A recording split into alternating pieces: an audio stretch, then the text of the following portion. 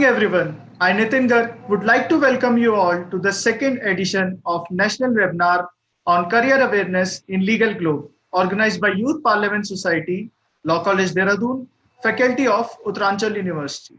I would like to welcome our guest speaker, Mr. Abir Lal Dev, partner at LLL Partners, and Mr. Arup Das, associate at LLL Partners, formerly Luthra and Luthra Law Offices. Honorable Dean, Law College Dehradun, and officiating Vice Chancellor, Uttaranchal University, Professor Dr. Rajesh Bogna sir, Honorable Principal, Law College Dehradun, Professor Dr. Poonam Rawat ma'am, Honorable Chairperson, Youth Parliament Society, Dr. Rajat Sharma sir. I would like to acknowledge members of the placement cell, Mr. Vibhu Agarwal and Mr. Iqbal Singh, President, Vice President, and members of the Youth Parliament Society, and welcome all the fellow attendees. I would like to introduce the guest speaker, Mr. Abir Lal Dev. Sir has rich experience in banking and finance, which primarily focuses on rendering legal advice, structuring, drafting, risk allocation, and negotiation assistance to borrowers and lenders for all the banking and financial needs.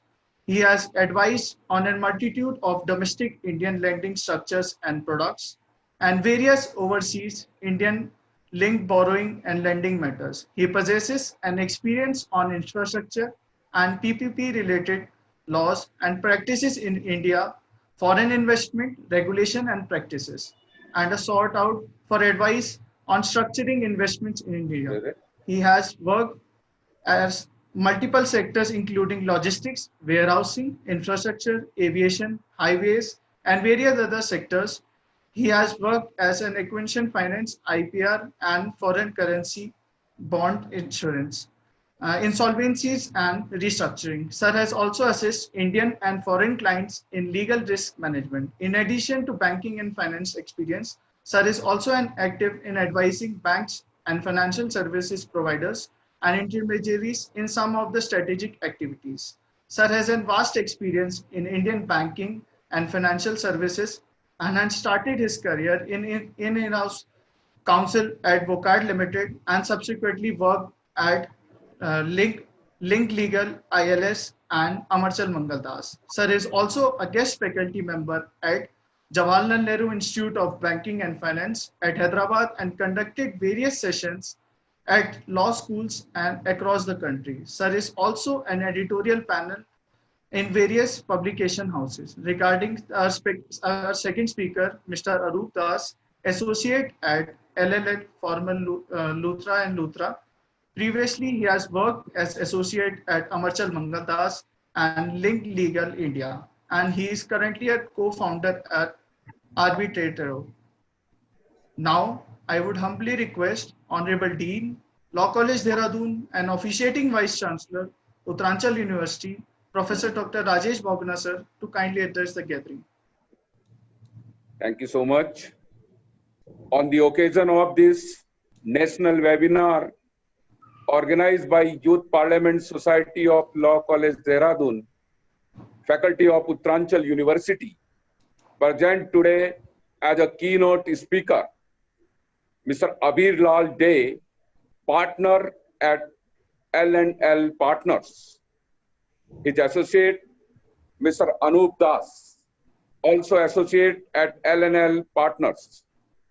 Principal of Law College Dehradun, Professor Poonam Rawat, Chairperson of Youth Parliament Society, Dr. Rajesh Sharma, Head of Corporate Resource Center of Uttaranchal University, Mr. Iqbal Singh, Member of Corporate Resource Center of Uttaranchal University, Mr. Vibhu Agarwal, President of Youth Bar Association and Youth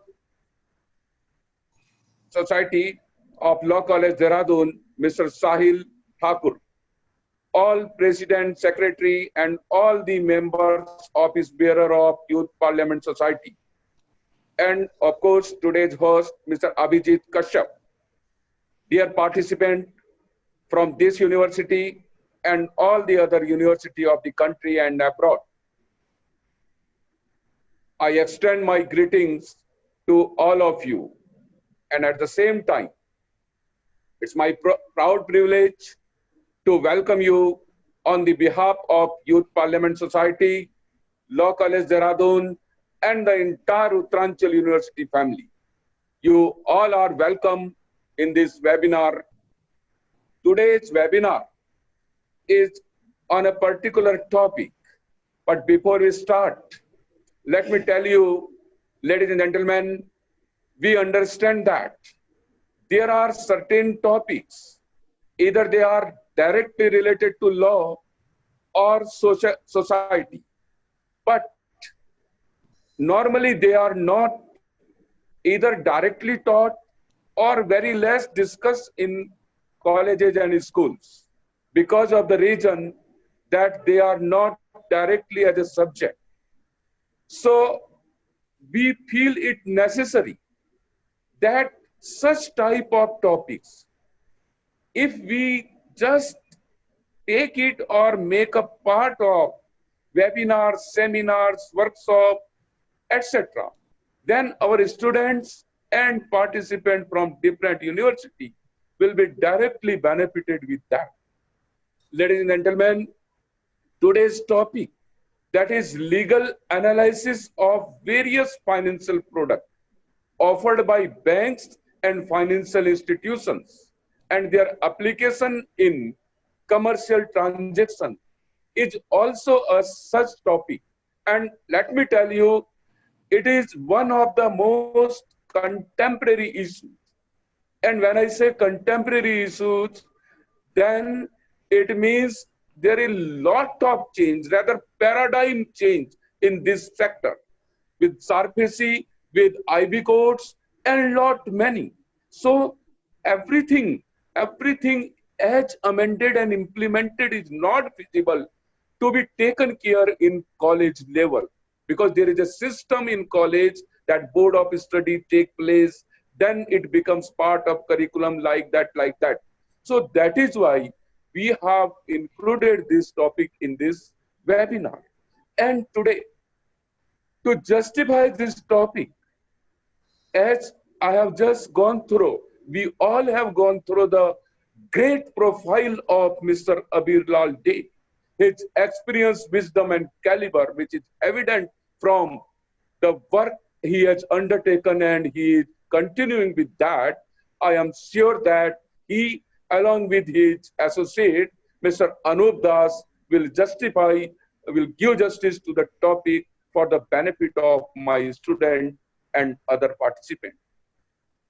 Ladies and gentlemen, I'm taking one more privilege to share with you through this platform that yesterday, India Today has ranked the law colleges of the country.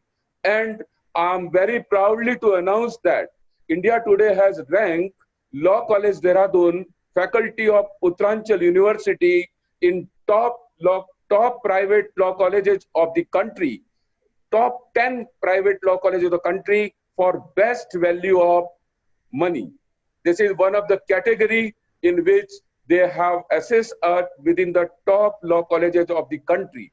And overall ranking of Law College Dehradun, Uttaranchal University is given as 27. So since this is the first webinar after the announcement, so I'm taking this privilege to share with you. Besides this, Uttaranchal University has been ranked on different level for commerce, for BCA, for BBA, as well as for engineering. So in fact, this is the very special day for Uttaranchal University in general and Law College Dehradun in particular. So I congratulate all my student of Law College Dehradun, faculty members, official, teaching and non-teaching staff of LCD as well as Uttaranchal University for this great achievement. This credit always goes to the faculty members of the university. I once again congratulate to you. And I'm not taking much of the time. So once again, I welcome from the bottom of my heart, Mr. Abir Lal Dey, partner L&L associate, and his associate, Mr. Anup Das. And as we have already pre-webinar discussion that I have invited you in my university, Mr. Day, this is your college, your university. You are welcome and invited as and when the situation permits. Thank you. Thank you so much. Over to Abhijit. Thank you, sir, for your words. I would like to request Honorable Speaker to start with the session. Thank you. Thanks for such heartwarming welcome as well as introduction to the attendant. I would also like to thank the faculty and everyone on achieving this feat, which I've heard from Dr. Professor Bahuguna. And also I would like to thank the whole team for arranging this. As Dean sir has pointed out, and in fact, when we were in college, we also faced the similar issue that because of curriculum is there, we were not able to, understand or be part of various sort of various issues which have been dealt by us as a law firm associate or part of being law firm. And nowadays, because of this seminar and webinars, you would get a lot of ideas and lot of insight that how we deal with these issues in addition to the curriculum. Before starting the presentation, both Arup and I would like to tell all the participants that this is not a one-way sort of a presentation. We would like you to also participate wherever you think that any issues you would like to understand further or you have any question, please raise your hand or put your comment on chat box, and either Arup or I would be able to respond to you as and when we are done with our presentation or during the presentation.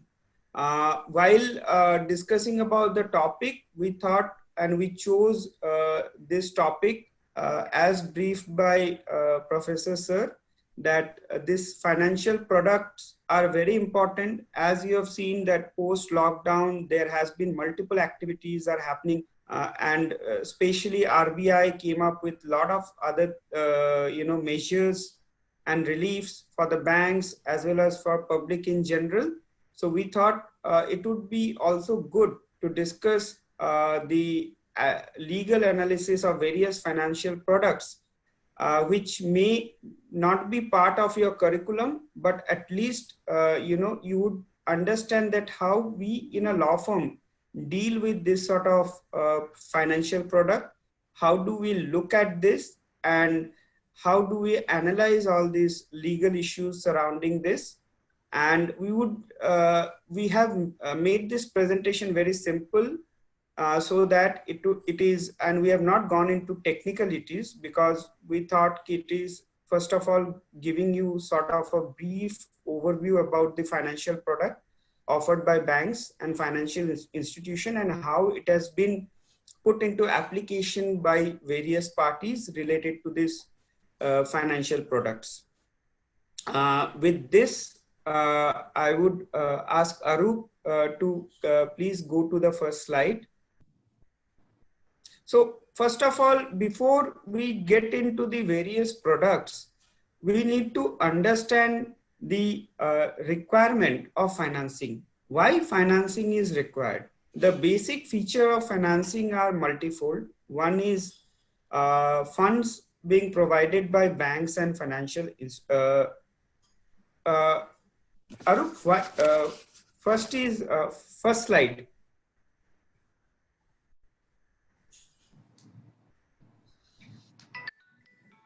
Okay. So basically, funds are provided by banks and financial institutions, and they provide these funds for fixed returns of repayment of loan as well as interest, because banks and financial institution has to run their business.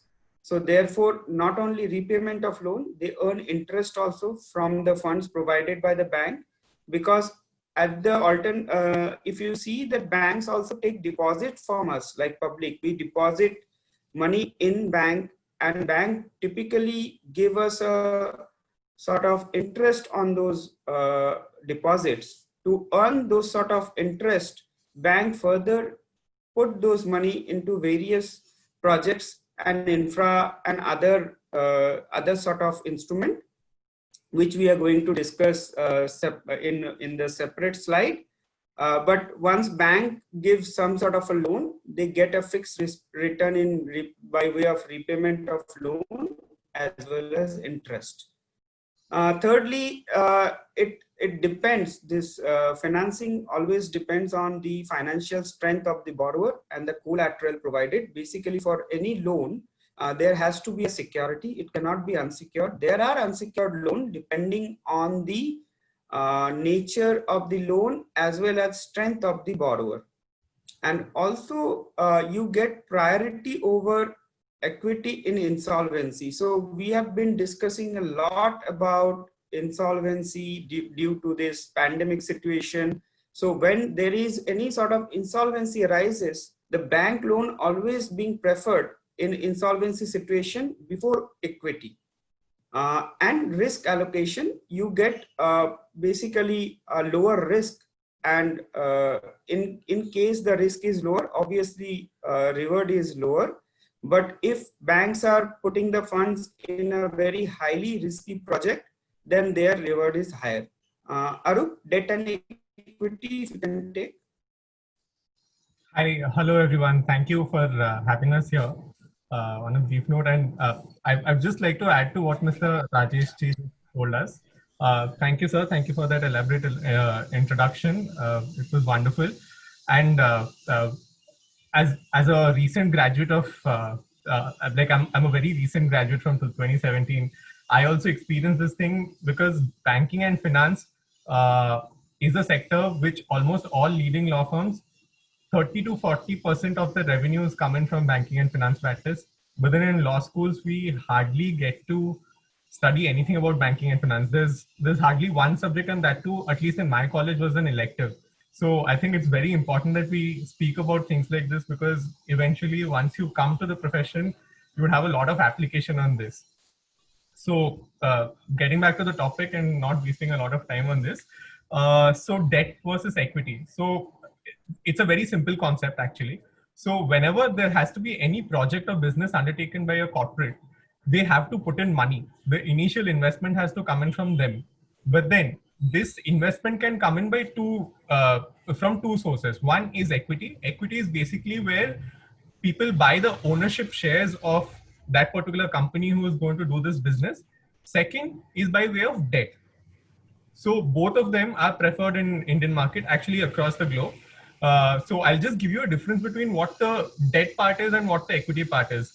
Like I said, equity is like a ownership share of each of the business itself, and hence a lot of people prefer equity over debt because like investors would want to retain control of a company which is doing a business, but then bankers are the ones who usually do not want to control the borrower. As a matter of fact, in the Banking Regulation Act, the banking business which has been defined, it does not include in running someone else's business. They have to strictly comply to only the banking businesses, and hence they will have to indirectly invest in projects or businesses by way of debt.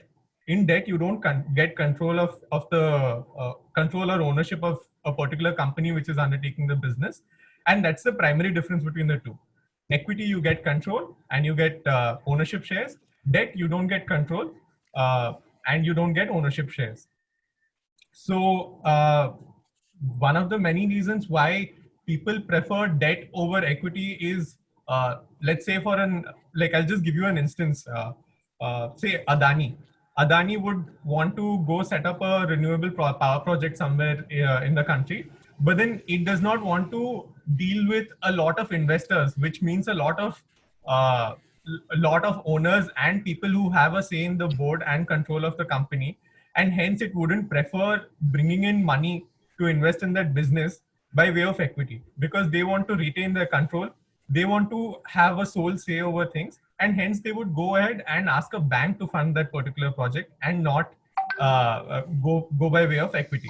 So that is one of the major advantages when it comes to debt, that whoever the promoter is, he or she will not have to give away his or her control over a particular company and still continue to enjoy the funds.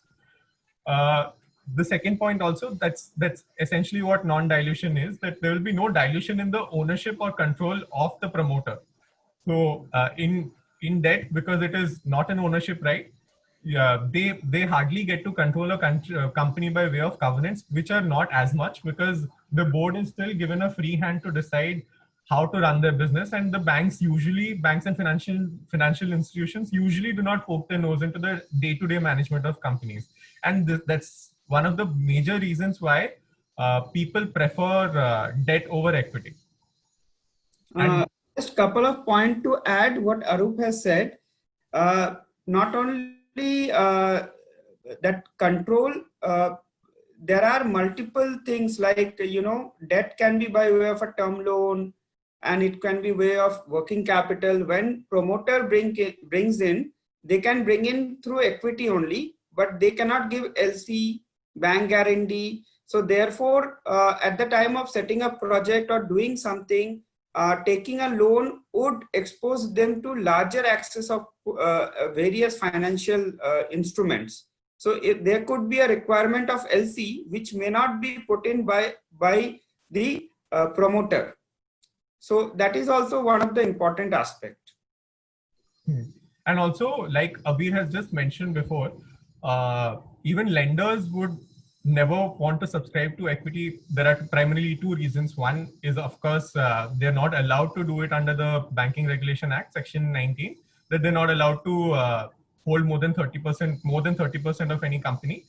Second, one of the primary reasons why they don't do it is because during IBC, like Abir had just mentioned, it is the lenders who would get preference over the equity shareholders. Actually, as a matter of fact, equity shareholders get their money in the end, in case a company is going bust and they have to liquidate all of their assets, which is basically selling all of the assets and realizing money and then distributing amongst whoever the company owes money to. That way, the equity shareholder comes in the last, like if there was a food chain to describe this, they'd probably be in the last position, and hence the banks wouldn't prefer going in by way of equity. Even if they have access to funds, they would usually not resort to something like that. Also, one more important thing is that when we were in also college, we have read also Banking and Regulation Act, we have read Contract, we have read Transfer of Property Act, but actual usage of these acts or regulations are very different when you join a profession, and the way you basically analyze these sections and how basically to deal with banks and financial institutions. So typically we will touch upon all those important acts as well as important provisions, which later on you can again go back and go through it. That would help you in terms of any interview process. When you are planning to give interview, you would get some sort of edge in terms of knowing these things before. That's correct. As a recent graduate, I think Abir is making a lot of sense, because that's really required for your interview process. Like pointed out earlier, a lot of law firms, majority of the revenues come in from banking and finance practice. I think you guys already had a presentation by Mr. Pratish Kumar, right? I'm sure he would have. I think, next coming days. Oh, okay. I thought they would be happening, but I think he'll address this in more detail. So we'll just move on to the next slide, Abir. Yeah, please go ahead. And also, if anyone has a question, I think you can still post it, because I think by the end of it, if people have questions and they don't post it now, they will forget about it.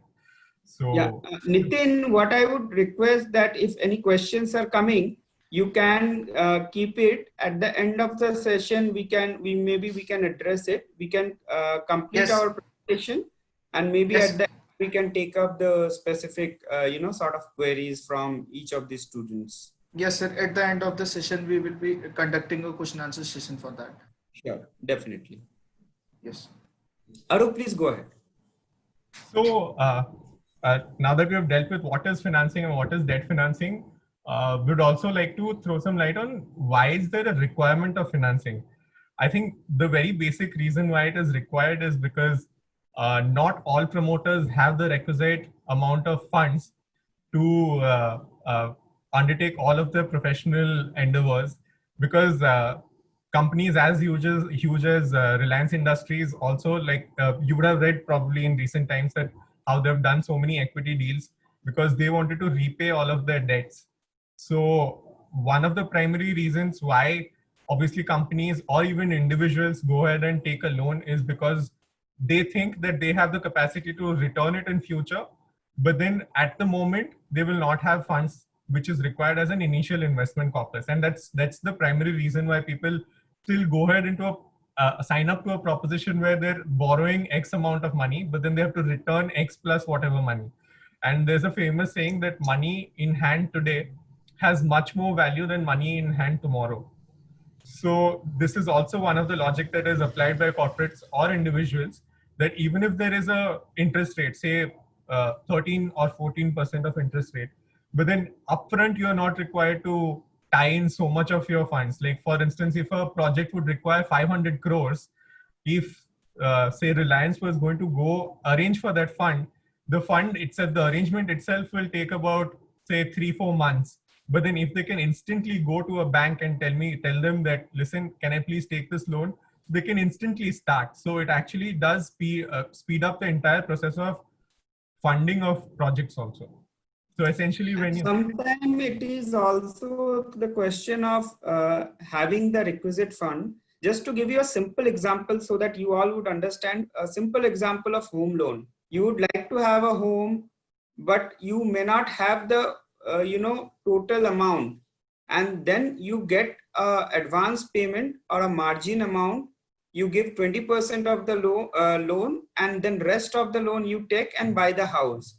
So same sort of concept works in case of financing of bigger project as well, because promoter would not have money to construct or implement such a big project, and therefore they resort to loan. If you see the power project, a big port project or a road project which is happening all over the country, and these are very important, as Arup said, that for any law firm or anywhere, financing practice is one of the important practice, and which is never gonna die, because country like us, which is like developing country, the requirement of funding would always be there, because infrastructure require improvement as well. Yes, that is correct. So that is the first portion of the slide, which is capital expenditure, the reason why people take up financing. Second is asset acquisition. Let's say, for instance, like how Tata Motors went ahead and bought Jaguar and Land Rover. Although this is not exactly an example, but then imagine if they did not have that requisite funds to buy Jaguar and Land Rover. So they would probably just go to a bank and tell them that, listen, can you please give me a loan? It's a very simple thing, like individuals taking loans like house loans or car loans. It's a very simple thing. It works exactly like that, except in individual financing, like the more simpler housing loan or car loan, you obviously don't have so much of control over the underlying assets, but the lenders would try and assess everything, because they are basically investing in a project or investing in an asset which is as expensive as Jaguar and Land Rover, the company. So they need to know as to what is going on, and they need to be informed if there are any material adverse effects. So that's one of the differences between a simple financing of housing or car versus project financing or corporate financing that you see. Second is working capital. Third is working capital requirements. Working capital requirements again is a lot of institutions, including I think most colleges and universities across India, they would, because see, for instance, I'll just give you an example of a college. At least from my college, we used to pay our fees annually once in a year. So imagine the college has to be run for the entire year, whereas they just get paid once. So in such a circumstance, obviously the college authorities would want money throughout the year to pay salaries or to pay money for whatever expenditure that is being undertaken, right? Because they can't wait until the end of the year for that money to come in, and you can't obviously ask your students to keep paying every once in 2-3 weeks. So ideally what happens in such circumstances is they will go to a bank and tell them that, listen, I know for a fact that so much of revenue will come towards the end of the year, which is March, or whenever your fee cycle is. So whenever that money comes, I will repay whatever money that I have taken from you to run my college. So that is what working capital requirement is. And that is what most of the corporates resort to, because most likely or not, a lot of businesses, they don't have a constant revenue source which comes up every day. A lot of them have it once in a year, which is like a college, or twice a year. So which is why institutions like this, they keep depending on working capital facilities, because that's how they meet their working capital requirements. Because obviously, like you can already guess, running a college is very expensive, because there are teacher salaries, there's building rent or whatnot. There's a lot of things. And that's the reason why there's a working capital requirement, and they usually go and take a loan for this, and which they return it by the end of the year. A very simple example also you can relate to is a credit card. So basically you pay everything during the month through credit card, and then at the end of the month or beginning of the month, when you get your salary, you make payment of those credit card bills. So what happens throughout the month, you can make your expenditure, and when you know at the end of the month there is going to be a salary or money is going to come, you would make payment. So basically to keep running the cycle, you require a working capital. And for any project, when there are 2-3 features of a project. One is project construction and then operation. So typically working capital comes during the operational stage, when you don't get any loans for operating the project, but you get loan in the form of working capital to run the project, and then you realize the revenue and then make payment of working capital. And lastly, there is refinancing of existing debt. So typically financing happen for refinancing of existing debt. Suppose you have taken any debt which is very high cost, but subsequently you have implemented the project and you are doing well, and if you go to some other lender, they would give you a cheaper rate of loan which is less interest. So you resort to those sort of loan by doing refinancing. So this is also one mode of financing, in addition to working capital, asset acquisition and capital expenditure. So refinancing, like Abhi said, it's going to be a very profitable deal for the person who's taking a loan. And currently in the market, you will see that SBI does a lot of refinancing, because they are in a position to give lower interest rates. And hence, after a project has reached a particular stage, when they know for a fact that this guy will return my money, SBI will offer interest rate which cannot be matched by most of the banks. Although it is all governed by the Reserve Bank of India, there's no unfair trade practice. But then a lot of these larger banks will resort to things like this to take the loans from other banks to themselves. And that's because it's an avenue for them to make money also. Abhi, do you want to move into the next slide? Yeah, please go ahead. Yeah, so this is very interesting. Now we would take you through the broad categories of finance. So we discussed what is financing, why is financing. Now we would take you to the categories, and then we would discuss about the various products. Now there are various broad categories of financing. The major categories we have tried to capture it. One is corporate finance or balance sheet finance. So what is corporate finance? So suppose there is a company and they require funding for its subsidiary or for any other purposes. So they would take a corporate finance for its business and operation purposes, general business and operation, and it may not be in relation to setting up a project or any capital expenditure at all. Second is leverage finance or acquisition finance. This is typically usually uses for finance acquisition. Basically, if you're acquiring any asset or project, then in that case, acquisition finance loans are provided. And basically, these are provided to the holding company. So in your Companies Act, you would have different types of companies: holding company, subsidiary company. So typically it is given to the holding company level so that they can use those loans to acquire projects and then continue to do their business in a specific segment. And typically these leverage finance are secured directly or indirectly by the shares or right to the shares of those holding company, because holding company may not have projects under them. They would be having subsidiaries. Therefore, the majority of their assets would be in form of shares, which typically holding companies are listed and their share values would be more. And that is called loan against shares as well in the banking parlance. And lastly, mezzanine debt. This is mezzanine debt is something which is lower than your normal debt, which provided by banks and financial institution, or it can be provided by promoter itself also. And this may or may not be secured. Even if it is secured, then it could be it could be second charge, may not be first charge, first ranking. And they particularly partially participate in the risk of the project. Typically it is used for funding the equity requirement of the project or quasi equity requirement of the project. And this sort of credits are based on the residual cash flow. As and when there is a residual cash flow, then the payment has been made to repay the mezz debt.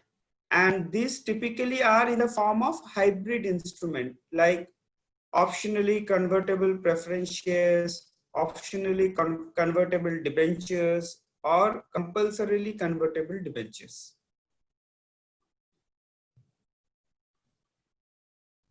Arup, you would like to add something on this?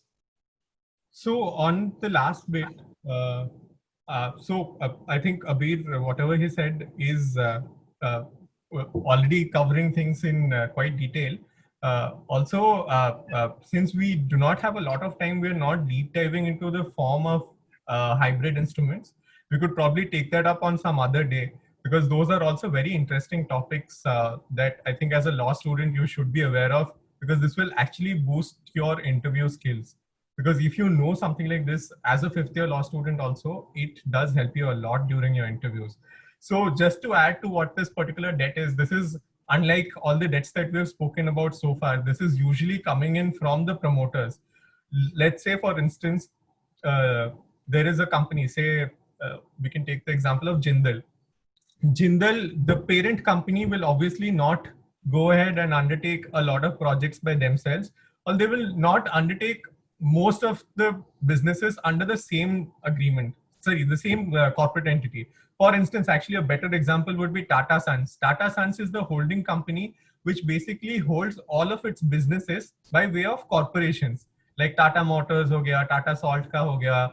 So you have things like that. So for instance, if Tata Motors is undertaking a project and the lenders only approve of a loan for 500 crores, and they already have equity of 300 crores, but then in order to execute that particular project, they need 1000 crores. So the remaining amount of money, which is say 200 crores, that can be funded by Tata Sons, because they know that they will make the money from these guys. So the reason why there is a lot of restrictions per se for Tata Sons to even put in their money in the subsidiaries, because it is again in the best interest of the investors of Tata Sons, because people who have put their money in Tata Sons wouldn't want Tata Sons to randomly keep siphoning money off to its subsidiaries, and hence there's a lot of restrictions, and hence they try and subscribe to things like OCPS and OCDs and CCDs. So, so that's about it. This is actually a very broad topic which we would like to talk about some other day. Yeah, I think this would take a lot of time if we get into a lot of time, yeah. much more detail. And these are very, very structured products, and maybe at a later point of time, we can discuss about these topics in a detailed way. But yes, Arup is right. And also note that this sort of mezzanine debt repayments are always also subordinate, because if Tata Sons is giving the loan, they know they would get it because the project would be good, but they would get it after repayment of the senior debt lenders. And typically senior debt lender would have a lot of restrictions on the mezzanine debt provider. Let's go ahead. Yeah.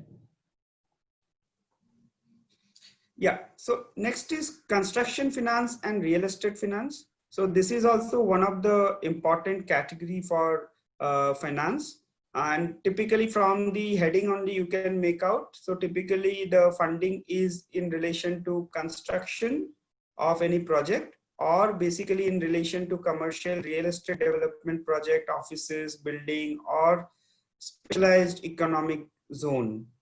Now, typically for construction, as we have covered briefly in the beginning of our session, that construction would require a lot of funding, and it comes through debt and equity, and debt funding would be done by the lenders, and they typically get the higher rights than the equity holders.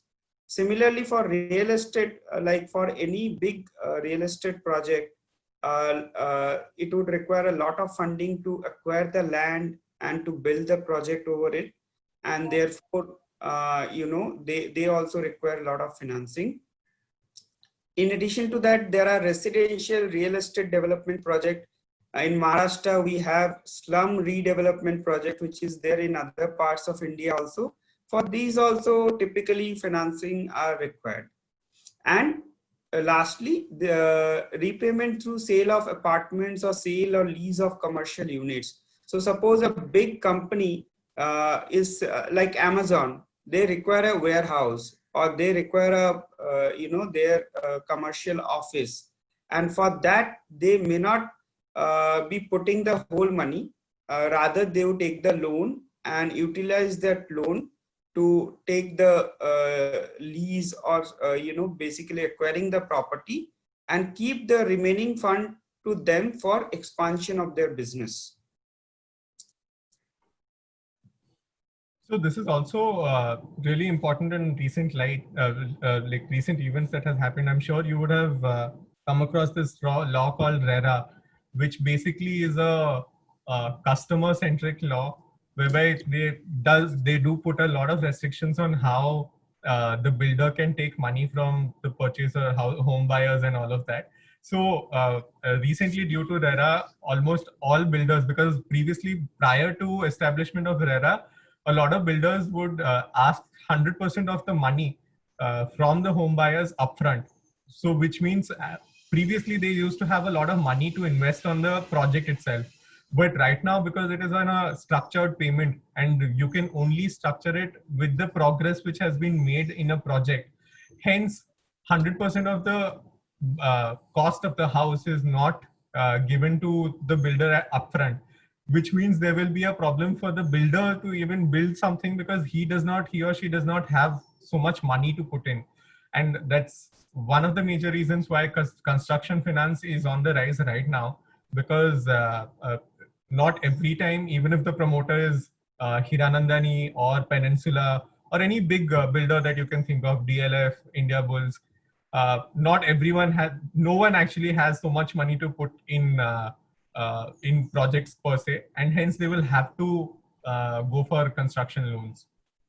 Also, one more thing to tell all students, there is a lot of things are happening in the current background of pandemic, as well as there are a lot of new laws are coming, and you should be aware of these new laws. Like for real estate, there is RERA, which has come recently, a few years down the line. And you should be knowing that how RERA works, what are the things. It is expected that during your interview process, you would not be knowing the way we know the things, but at least you would have a general knowledge. Like insolvency, there are a lot of cases are coming up. And like Contract Act also, there is a lot of case laws are coming up. Enforcement of guarantee also, there are a lot of cases are coming up. In fact, during this pandemic situation, there are a lot of cases came up with respect to frustration of contract and force majeure. So you all should read it up and understand it is expected that you're not doing any sort of deal, or during your internship, you would be given any sort of live projects due to client attorney privilege and due to confidentiality reason.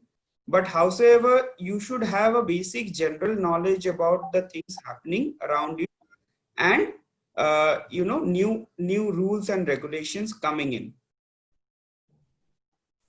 Yes, that is correct. And also, I'm not sure about whether it's required in litigation, because I have not pursued a career with litigation. But then if you are interested in a corporate career, it's a pro tip I'm telling you. Not everyone will tell you about this. You need to know Contracts Act in and out. I think even Abir will agree. Abir is someone who interviews a lot of candidates. When a candidate speaks, like, all of these contracts are really impressive from the outside. Yes, you know about it. But then if you know the basic functioning, why is it functioning in the way it is from the Contracts Act, that can impress the interviewers a lot. I think Abir can tell you that whenever people speak about Contracts Act, especially when you're interested in a career in corporate law, Contracts Act is something that you should know in and out. Correct. I agree. Contract Act as well as Companies Act, at least you should have a basic knowledge and solid basic knowledge. I think once you have a basic knowledge, to deal with any sort of problem would be much more easier for you, or deal with any sort of question. Next segment is structured debt. This is also a very complex sort of profile in a financing stream, and we would just basically touch upon it. It is very difficult to, given that short timeline, we would be able to get into a lot of detail. But in case of structured debt, it involves basically debt and equity instrument. We have already explained to you what is debt and what is equity. And typically there would be a structuring of trust. Trust would issue, PTCs, and that PTCs would be subscribed by third party, and basis that there would be repayment of debt to the originator. And it involves sometimes non-resident investors, and as well as it includes FDI policy related issues as well. But overall, in a structured debt, basically the debt component is not a simple debt component like a term loan or working capital, but it would be a combination of various debt, dealing with combination of various debt.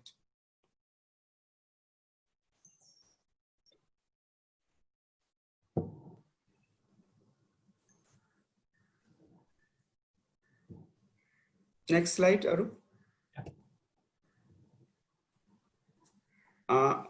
Arup, take this one, project and infrastructure. So project and infrastructure finance, that's broadly a lot of, I think 70 to 80%. I'm not sure about the exact statistical numbers on this, but a lot of financing that at least I, as a lawyer, I have seen, a lot of it is in relation to projects only. So I'll give you a brief background as to why you would require something of this sort. I think broadly we have spoken about it. One of the major reasons, so we'll just start from the very basics, okay? A lot of projects, let's only stick to the roads, okay? A lot of projects like roads is supposed to be undertaken by the government. But then imagine if the government pulled in all of its resources to only make roads. So which means you will have a defunct government, and they do not exactly possess the kind of talent required or experience required for laying down projects. and hence they would usually go to private companies to make all of them for them, and they will eventually make repayment, or they will, like whoever is making the project will recover the cost that it has incurred from tolling. So this is something that you would have seen on your day-to-day basis. So this is exactly what happens in a project financing, because the government will not undertake projects because A, it does not have the expertise to undertake all projects, B, because it might not have the money also, because if every project it puts in its money everywhere, government will actually not have money left for a lot of essential things. As is, you would know that Indian government does struggle with a lot when it comes to the like its own funds from its treasury, and hence it is this particular obligation is sent off to the private company. So the private company, what they will do is they will say 100 kilometers ka they will make a road if they won that project. So obviously for 100 kilometers, no company would want to tie in their own funds for the entire 100 kilometers, because that will be a lot of money. Even if the company has so much money with them, they will try and avoid doing something like this, because if anything goes wrong with that project, their entire money will go away from them, and hence they will lose a lot of money that way. And this is basically a way of risk allocation, that yes, let the banks also take a particular amount of risk along with the borrower. So what happens in project financing is, say 100 kilometers of road that has to be made, you require 1000 crores as the expenditure to make that 100 kilometers of road. And for that 1000 crores, the lender will tell you that, listen, I will not finance the entire of 1000 crores, because even you need to take risk, like I am taking risk that I don't know whether this road will work or not. If it's not working, then your money will also go for a toss, so will mine. So the lender will also try and allocate risk. So what happens typically is the company who has gotten this project or who has won this 100-kilometer project will put in a particular amount of money, say 30% of 1000 crores, it will put like 300 crores they will put. Rest will be financed by by the lender, which they will put 700 crores. But then obviously, because you can't really say, because all of these road projects take about like 7-8 years to build, you do not know whether by the end of 7-8 years, your cost that you have actually originally estimated, whether that will still be 1000 crores. Most likely or not, it will increase. In a very few circumstances, it decreases. But if it increases, that particular funding also happens through that subordinated debt that just Abir and I we spoke. How promoter company will put in money, which is subordinated to the lender's ka loan. Also, I think you would have a question, why would bank fund this project if this is so risky, and why would they join hand with the promoters? The reason being, bank would also require a lot of like when bank is taking deposits from us, public, they have to return the deposit with the interest. So therefore, they have to deploy the money somewhere from where they can earn also a lot of interest, which would not only cover their cost of running, but also the interest which they have to repay to the depositor. Therefore, bank always fund in this sort of project to deploy the money which they get from the depositors.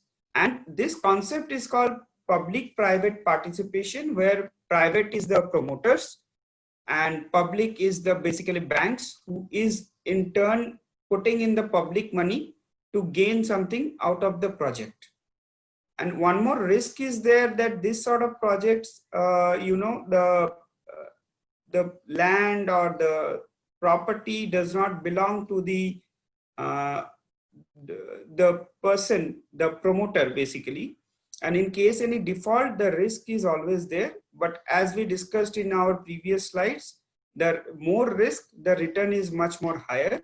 The less risk, the return is much more less for the bank. So typically, a lot of time, a lot of banks take their conscious call and invest in many of the riskier projects. And that's the reason we could see that many places in India, there are so many difficult projects have come and those have been implemented.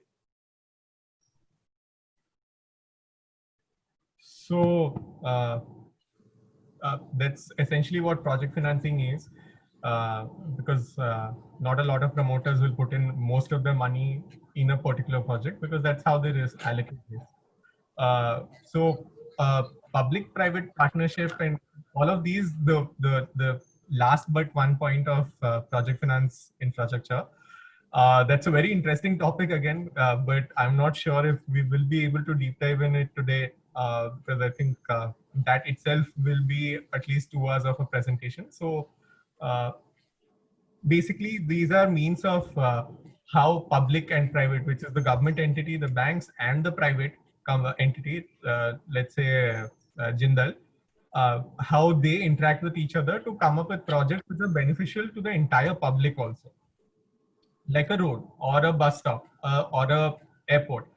So that is something that we'll probably discuss sometime. Like Also, this is called non-recourse finance because there is no recourse. The only recourse is from the future cash flow. So when you are funding a road, the road, when it is operational, then only you will be able to get the repayment of your debt. So therefore, these are called non-recourse finance.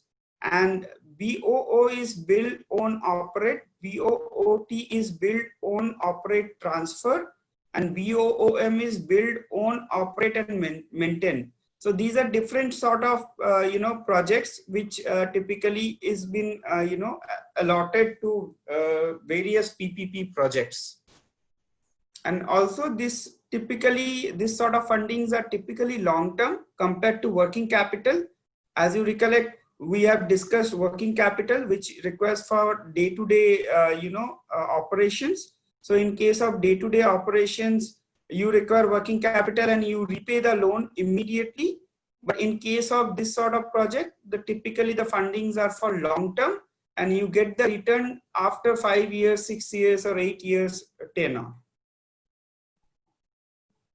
Next is asset finance. So again, as the title suggests, these are basically financing required for acquisition of assets. Like there is a large vessel, there is a large power plant, running power plant, or aircraft or oil rigs. And basically you require, the promoter require a lot of funding. And as Arup suggested that typically promoter would not go and fund on its own the entire thing. So they ask for a bank participation against the security of that and against the receivable of those assets, and acquisition happens from that funding. Let's move to the next slide.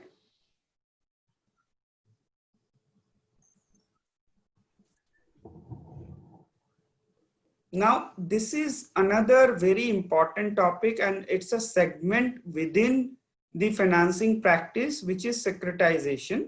And just to tell all the students, recently RBI came up with draft guidelines on securitization. So this is what I'm telling all of you, that if you think that you would like to be a banking finance lawyer, you should always follow the rules, regulation, notifications which is being released by RBI or Banks Association, IBA, Indian Banks Association, from time to time. Try and read it. If you don't understand, ask your senior or ask your other colleagues and try and understand. Have a basic understanding. This does not mean you need to know the project, you have to do a live deal, but you should always read up whatever new things are coming and be aware of it.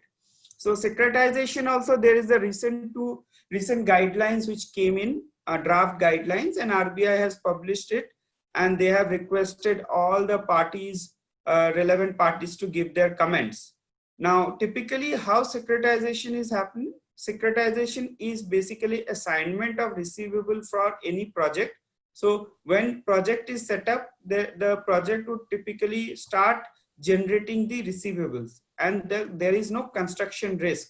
And immediately when you have receivables, then you pull in those receivables from various SPVs under a holding company, and then you securitize that loan, and then you basically do assignment of those loans to another entity. Now, what is the benefit you get? once you do the assignment of loan to these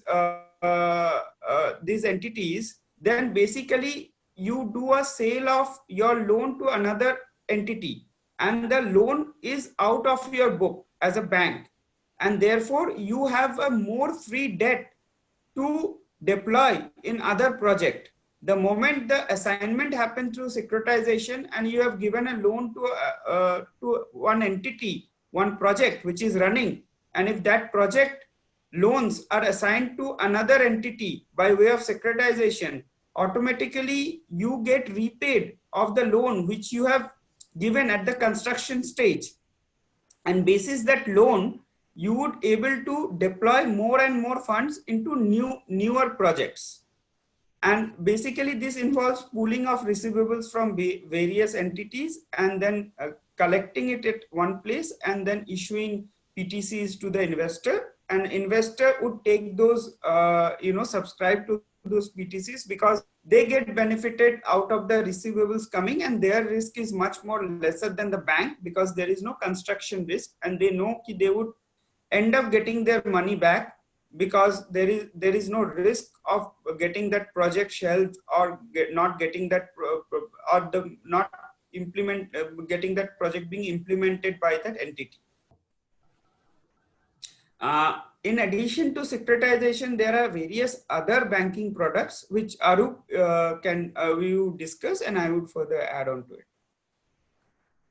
So loan against, I'll just quickly skim through this because I think we already are reaching, I think it's already 4. So I'll just quickly skim through this.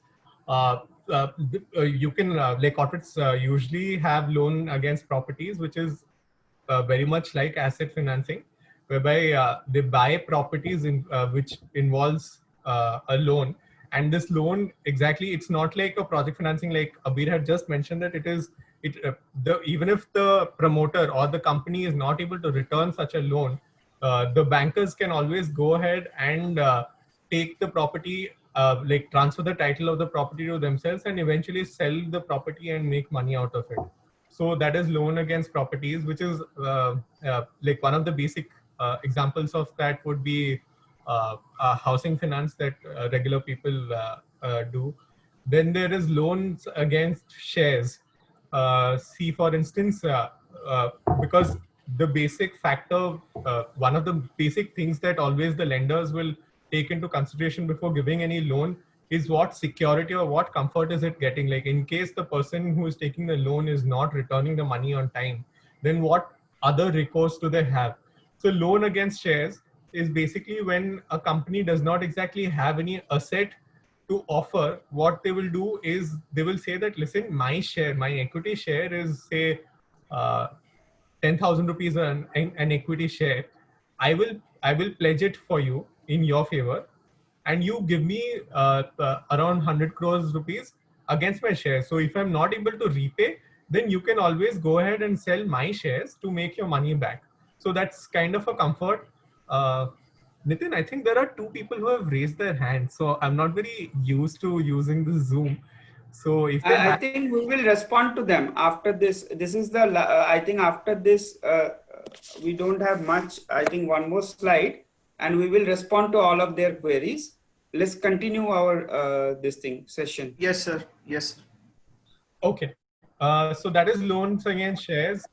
Bill one discounting more, is another. sorry, Arup, I am interrupting. Loan against shares also, as Arup has explained, what used to happen, there are high value shares and which used to be pledged against the loan, because those shares, if you could sell in the market, you would be able to recover your debt. Now, what has happened due to pandemic situation, lot of companies, market cap has gone down, so has their share prices.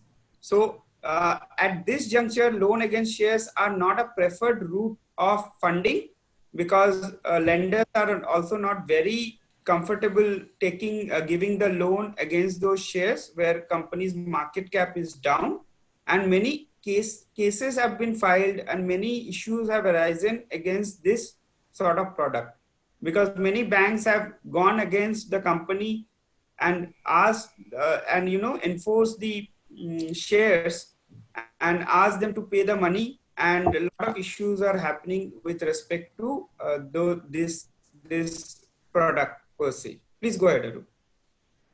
Yeah. So I'll just move on to bill discounting. Bill discounting is, I'm sure because you guys are law students and you haven't really come to see all these commercial transactions. This is actually a thing. This is actually a very big thing in corporates, at least in corporate India. What happens is raising a bill is a different thing and realizing a bill is a different thing. So it is very, very, very difficult. Like even if you have done your work or you have sold your product, it is very difficult to recover the money from that particular person.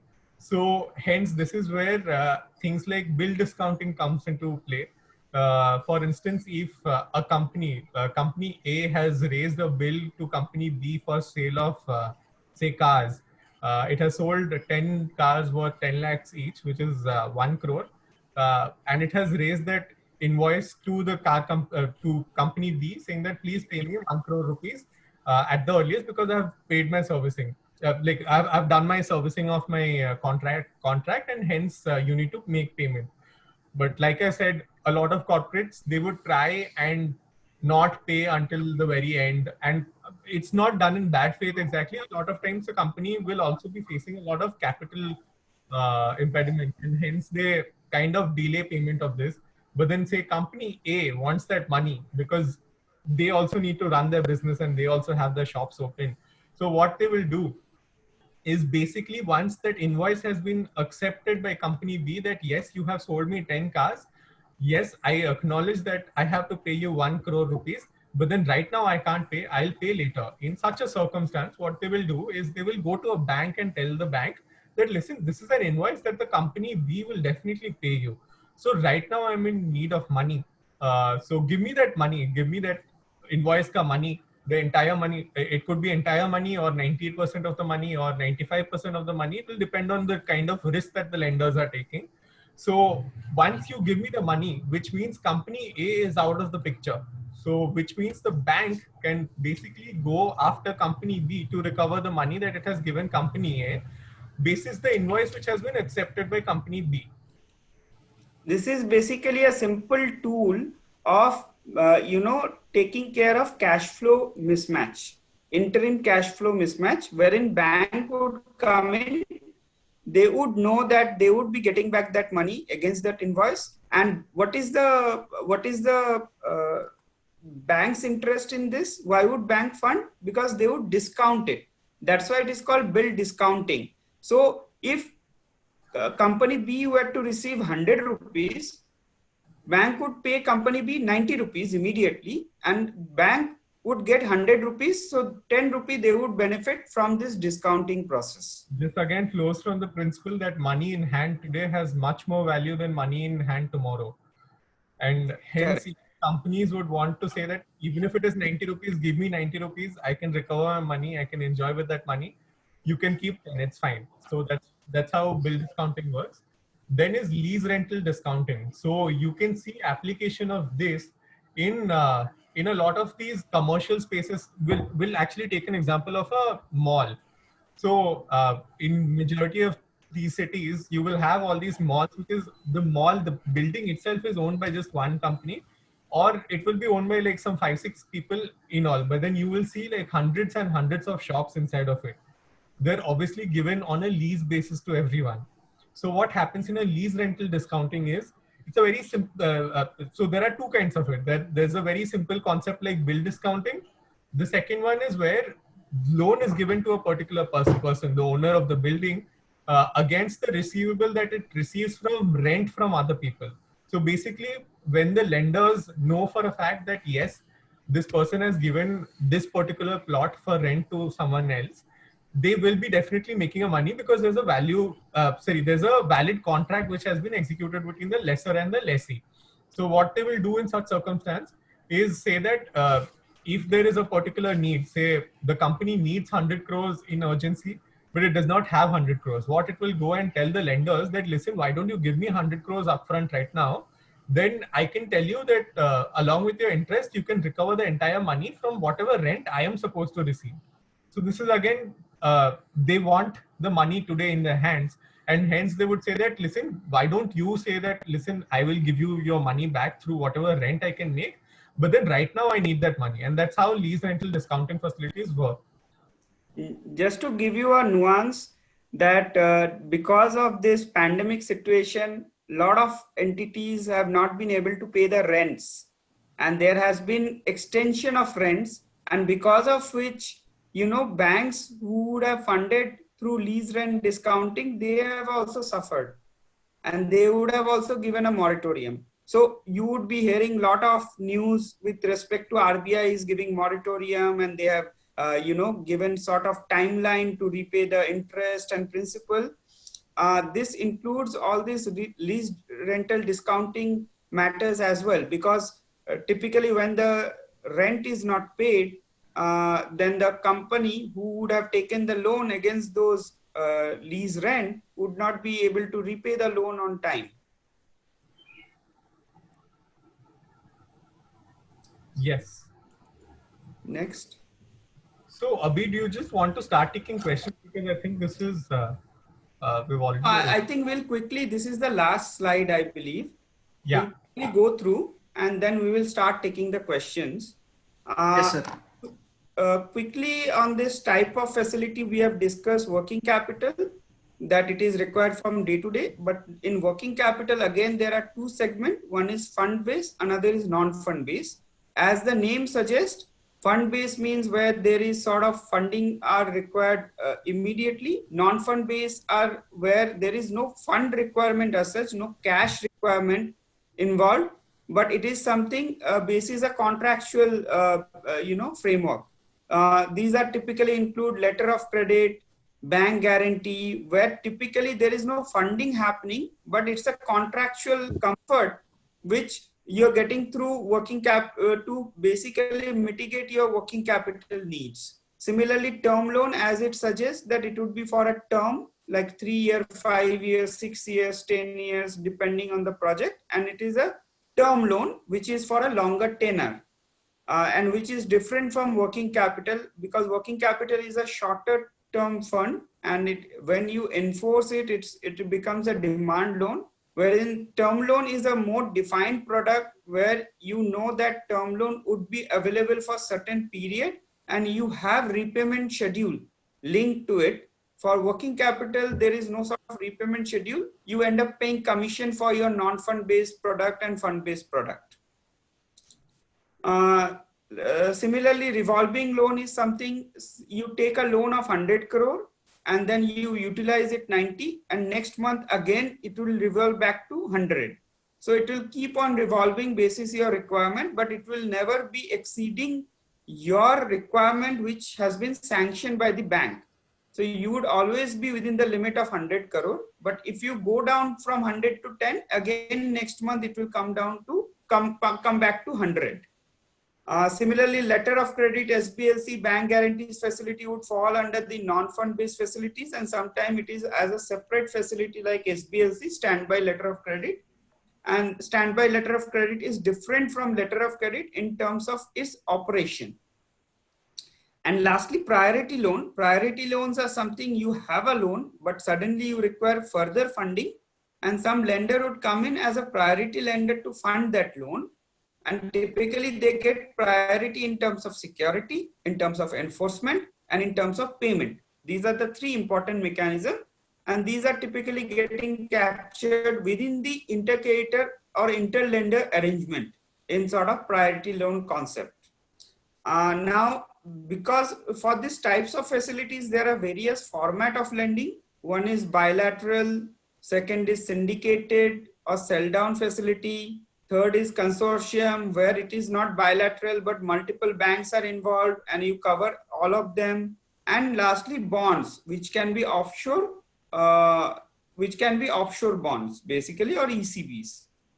And currency of financing, there could be two currencies of financing. One is rupee, another is foreign currency. Foreign currencies are typically governed by bonds and ECBs, and rupee is typically governed by your RBI regulations of loans and advances, and various other regulations are there.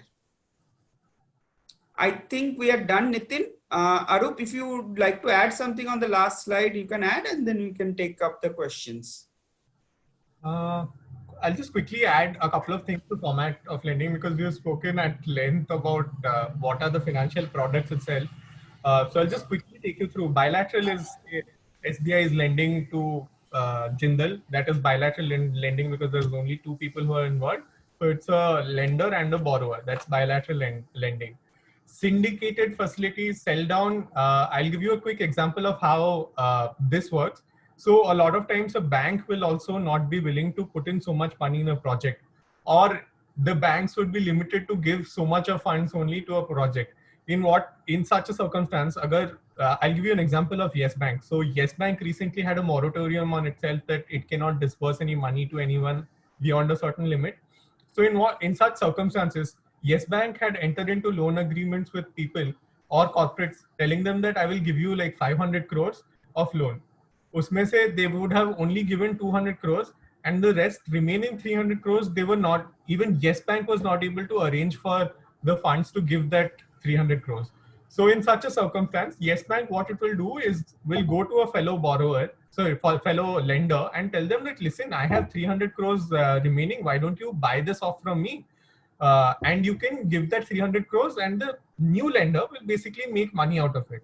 So it is a win-win situation for both Yes Bank and the new lender, because the new lender will basically have an advantage over the underlying project in this. Next is consortium. Consortium is what you will see in a lot of big financing. Like suppose there is a financing that is supposed to happen for 20,000 rupees crores.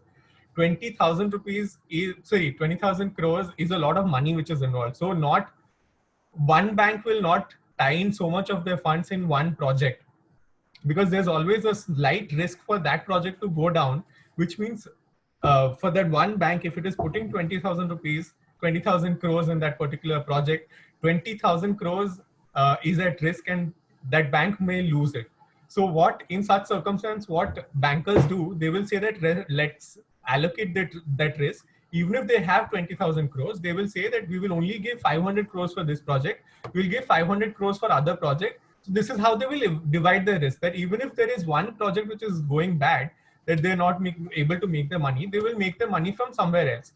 So obviously, if a lender is saying that out of 20,000 crores, you can only give 500 crores in a project, the rest 19,500 crores has to come from somewhere, right? So this is where all of the, like, there will be other lenders who would say that, okay, fine, I will give 1,000 crores. There will be another lender who will say, I'll give 700 crores. There will be another lender who will say 500 crores. That way they meet up the entire thing. And that's why for large exposures, RBI also does not permit banks to take up so much of large exposure, because it's a lot of risk for one bank to take. And hence they try and allocate risk amongst themselves also. One more thing to add, typically consortium finance happen because for a large project, as Arup was saying, there is an exposure limit set out by RBI for a lender, and an individual lender cannot give a huge chunk of loan to one entity alone. So, and they might breach the exposure risk. Therefore, this because of exposure risk also consortium happens. One of the interesting fact of consortium is consortium may have banks, financial institutions, NBFCs and all, and it becomes very unique, and also legally it would be very unique, because you have to see each lender's rights, how they can enforce it, because the way bank can enforce it, NBFC may not be enforce it in the same way. These are also quite interesting things happens in a consortium financing. So bonds is basically debt instruments like debentures or quasi-equity instruments that is there. This is actually a typo. There could be onshore and offshore bond issuances. So that can happen. Then currency of financing can be rupees and foreign currency, because even if it is an Indian company, it will have to buy certain components from outside the country and they wouldn't accept rupees. So hence they would take a loan in foreign currency. And also it is a given fact that loans from outside of India are much cheaper, because they will have a really, really low interest rate. So obviously, not everyone can still go ahead and go take a loan from outside. There is a limit which has been prescribed, because if that limit has not been prescribed, so all these corporations will only take loans from outside and our Indian banks will fail. So that is about it. I think we're good to, unless Abir has something else to add, I think we're good to take questions. Yeah, we are good to take questions, Nitin. Thank you, sir, for enlightening us with your polychronic experience. Sir, there is a question.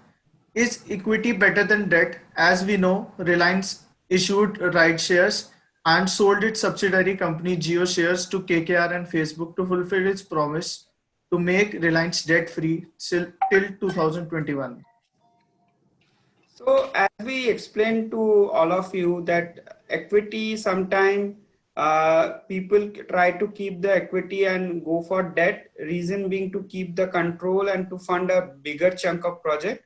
The idea of Reliance currently is to raise more and more fund and make them debt free. That is their corporate level decision. And that's why from Reliance Jio, which is having a lot of value, and that value has not come from 1 year or 2 years. They have been developing that Reliance Jio company for last more than 10 years. And when share prices have gone up, at a right point of time, they have divested those shares to other entities. Now it's typically a group call whether you would like to share your control and authority to other company or not. Today they have invited Facebook and other entities, and they have taken that funding from Facebook and others, and then they have put that funds into other company to make debt free. That's the call they have taken. But typically, as we told you, that in other projects, the promoter may prefer to have the control within themselves while implementing the project and all. So it totally depends on the corporates and their board decision and their management decision. Otherwise, we have already discussed the debt and equity benefits, how debt would benefit to retain the control, to deleverage the risk, and to get different sort of funding in terms of different financial product. And depending on the requirement, the company may go for further equity deleveraging.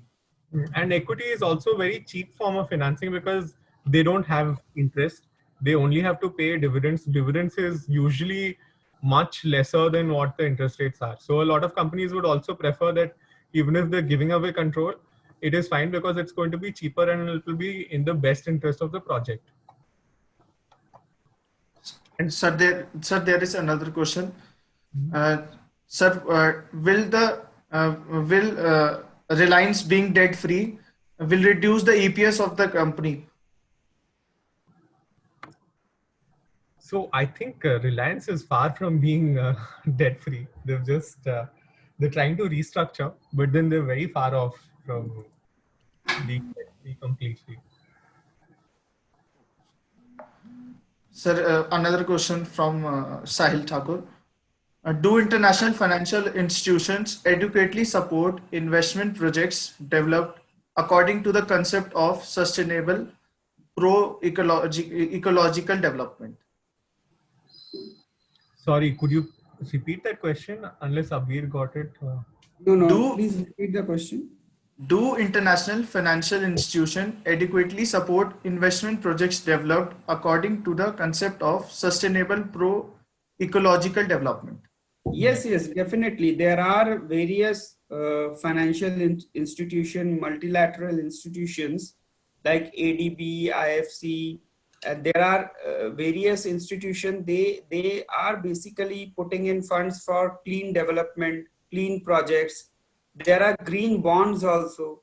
If you are having green bonds, then those bonds pricings are much lesser than the normal bonds. So there is a constructive effort by various financial institutions in terms of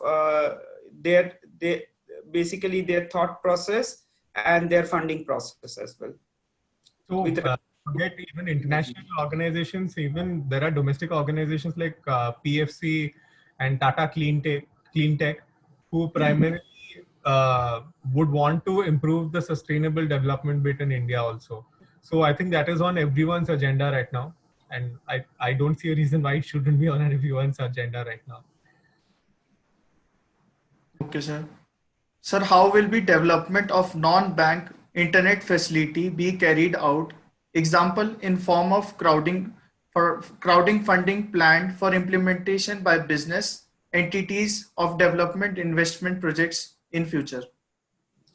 See, crowdfunding is a different concept. If you have a novel idea and you are not getting funding, then you share that idea and get a crowdfunding.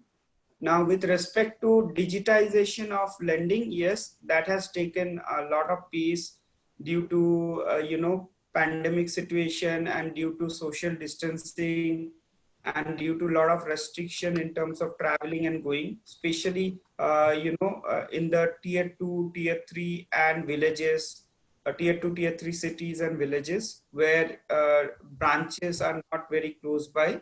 And now, given that most of the people in India are having smartphone access as well as internet access, a lot of technologies are coming through which people can do the banking through phone.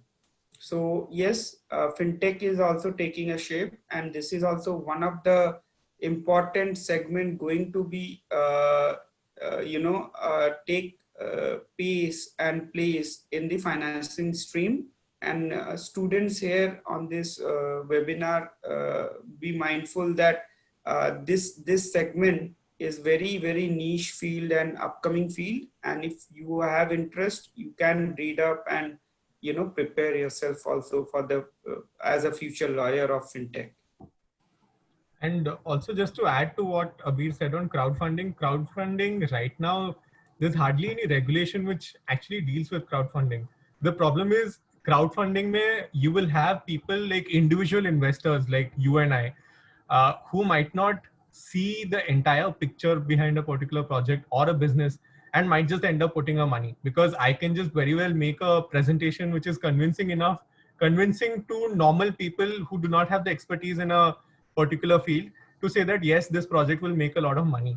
But then, given that this is individual lenders, they will just go ahead and put their money and then figure out ki, oh listen, that was a bogus plan, because they don't have the expertise to assess where to put their money and where not to put their money. Because it is not, for lenders also, it is not very easy for them to go put their money somewhere. The amount of research that they do about the market, the amount of research that they do about the project, the promoters, it is insane. Because before a lending happens, you can have these due diligence exercises go on for years together before the lenders even decide to even put their money into something. So all of this resource is not available to crowdfunding, the mechanism of crowdfunding, because it is just individual people who do it. So unless the government actually comes up with a streamlined procedure to ensure that the rights of the individual investors in crowdfunding can be ensured in a particular way, and they can do their own research in a convincing manner to their own satisfaction, then probably we can see crowdfunding happening in funding projects and corporates in India. But otherwise, it seems a very distant dream as of now. But it's like never say never to anything. You never know. There might be something which could just change the entire market, and crowdfunding will be the way forward. But at the moment, there is a lot of difficulty here. Sir, last question. Sir, what is the concept of masala bond? So it is basically a concept of Indian rupee denominated bond. Chinese have come up with their own currency denominated bond, which was called dim sum bond. Similarly, Indians raising funds through Indian rupee denominated bonds are called masala bonds. So typically it is denominated in rupees. It would be raised in rupees. However, at the time of payment of the funds, it would be converted in actual rupees, and there won't be any currency fluctuation risk. The risk could be taken by the investor or the lender. So typically these masala bonds happen at promoter level when you have a foreign promoter, and they are typically not very concerned about the currency fluctuation and all, but they would like to have a route instead of for FPI route or any other route, equity route, they would like to put the money in a loan or funding through loan related routes, they would opt for these masala bonds, and then money would come from the foreign promoter or foreign investors, and it would be received in India in Indian currency, and at the time of payment also it would be paid in Indian currency. However, at the time of the conversion risk would be entirely taken by the investor or the fund provider. Thank you, sir. The concept of masala bond. Thank you, sir. At last, I would request Dr. Rajesh Sharma, sir, the chairperson of the Youth Parliament Society, to give a vote of thanks. Am I audible, Nitin? Yes, sir. Honorable Dean, Law College, Dehradun, and Vice Chancellor officiating, Uttaranchal University, Professor Dr. Rajesh Prabhuguna, sir. Honorable Principal, Law College, Dehradun, Professor Dr. Poonam Rawat, ma'am. Distinguished speakers for today's session, Mr. Abir Lal, the partner and Luthra Partners, and Mr. Arut Das, Associate at Luthra Partners. Dear active and enthusiastic participants, dear organizers, Youth Parliament Society, Mr. Sahil Thakur, President, Ms. Somi Sharma, Vice President, Ms. Mahima Bhatia, Event Coordinators, Mr. Abhijit Kashyap, and all other office bearers of Youth Parliament Society. It gives me immense pleasure to propose a vote of thanks on this first session of second edition of National Webinar on Career Awareness in Legal Globe. See, as Youth Parliament Society or Law College Dehradun, we are committed to reach to the students. We are there. We will do every best possible effort to do for the betterment of the students. And this second edition is in continuance of that commitment of our Law College and particularly Youth Parliament Society. I would like to express my gratitude to Honorable Vice Chancellor officiating Uttaranchal University and Dean of Law College Dehradun, Professor Dr. Rajesh Prabhuguna, for allowing us to organize this event and for his continuous support, motivation, and guidance. We are also thankful to Honorable Principal Law College Dehradun, Professor Dr. Poonam Rawat, ma'am, for her continuous support, guidance, and motivation. I'm also thankful to all the attendees for attending this particular session, and particularly we are thankful and grateful to both the distinguished speakers who have within this short span of time accepted our invitation and spared their valuable time for us. Thank you very much, sir. This was indeed one of the topics which is generally not discussed in the classes. As Dean sir was saying, that though we have banking law in our curriculum, and I must say that I used to teach this subject in the college, but there are certain aspects of banking law, the practical aspects, the practical problems, or the notifications, rules, and regulations, which we generally won't discuss in the class as they are not the part of curriculum. But when a student enters in the professional arena, he must know all the basic aspects. That is what is being taught in the classes, but he has to be well aware and acquainted with the practical aspects of the subject. That is why this was indeed a very informative and insightful session, a very powerful presentation, I must say. Both the speakers have explained things very in a very good manner, which was definitely very useful for all the students, for all the attendees of this session. And I must say that the topics covered were basically starting from the general topics like what is financing, why financing, basic features of financing, the requisites of financing, broad categories of finance. So I would definitely say that this would be a beneficial lecture for all the participants, for all the attendees. I must say that we would definitely like to hear from you in future as well, both the distinguished speakers From the bottom of my heart, I would like to express my gratitude on behalf of Youth Parliament Society, Law College, Dehradun. Thank you very much, sir. Thank you. Thank you, sir, for sparing time with us.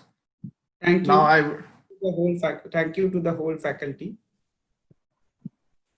Now I would like to conclude the session. Thank you, sir. Thank you. Thanks. Sorry. Hi. Mr. Vishwanathan has put in a question that whether there's any for crowdfunding, will there be a restriction for enforcement of the mortgage and all? Under SAFESI, yes, there will be, because it is only for select, like SAFESI Act is only for select financial institutions that has been recognized, or banks in general, which are under Banking Regulation Act. So I'm not able to somehow read the entire question, but I think the last bit is this is what, if that's the correct one. Anyway, but thank you so much. You can probably reach out to us on LinkedIn and we can speak about this later. Thank you, sir. Thank you. Thank you for having us.